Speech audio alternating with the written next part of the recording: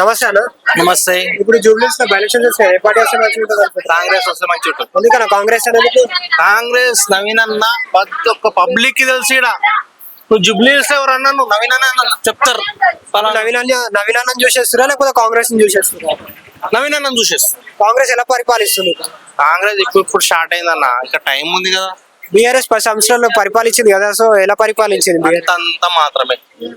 ఇప్పుడు గోపీనాథ్ గారి భార్య ఎవరైతే ఉన్నారో మాగంటి సునీత గారు, ఆమె నుంచింది కదా, ఆమె గురించి ఏమంటారు? నేను ఆమెను గుర్తే పట్టా. ఎందుకన్నా? ఆమె ఎవరో తెలియదు, ఇప్పుడు బయటకు వచ్చింది. అప్పుడు ఎమ్మెల్యే ఎంబడి తిరిగిందా, అన్ని ఎంబడి తిరిగిందా, ఏదైనా ప్రచారంకి వెళ్ళిందా? ఎక్కడికి రాలే, ఏ మీటింగ్ రాలే, సభలో రాలే, ఏ జెండా వందనంకి రాలే, ఎక్కడ రాలే. ఇప్పుడు బయటకు వచ్చి అమ్మా నాకు ఓటేయండి అని కన్నీళ్ళు కాల్సే ఓటేస్తారన్నా. పబ్లిక్ లో తెలవాలా, మాగంటి సునీత అని తెలవాలా. ఆమె స్పీచ్ ఇస్తే పబ్లిక్ ఇట్లా అదిరిపోవాలా.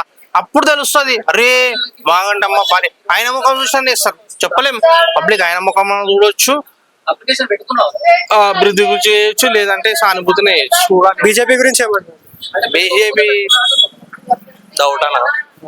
మొత్తానికి అయితే కాంగ్రెస్ అంటారు. కాంగ్రెస్ అనా నవీన్ కాదు అన్న, ఇక్కడ ఉట్టి పెరిగింది అందరికి తెలుసు. గల్లీ గల్లీలో పోయి అడుగు చెప్తారు. అట్లాంటి ఉంటే ఏంటంటే మనకు అందుబాటులో ఉంటాడు, మాట్లాడే పవర్ ఉంది.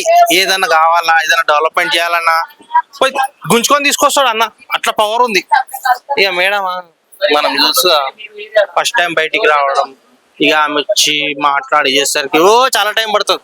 మన తొందర డెవలప్మెంట్ కావాలంటే గట్స్ ఉన్న వాళ్ళు కావాలి, యంగ్ కావాలి, అప్పుడే పని అవుతుంది. ఏదంటే ఈ రేవంత్ నగర్ అట్లనే ఉంటది, బోరబండ అట్లనే ఉంటది, ఈ జూబ్లీస్ మొత్తం అట్లనే ఉంటది.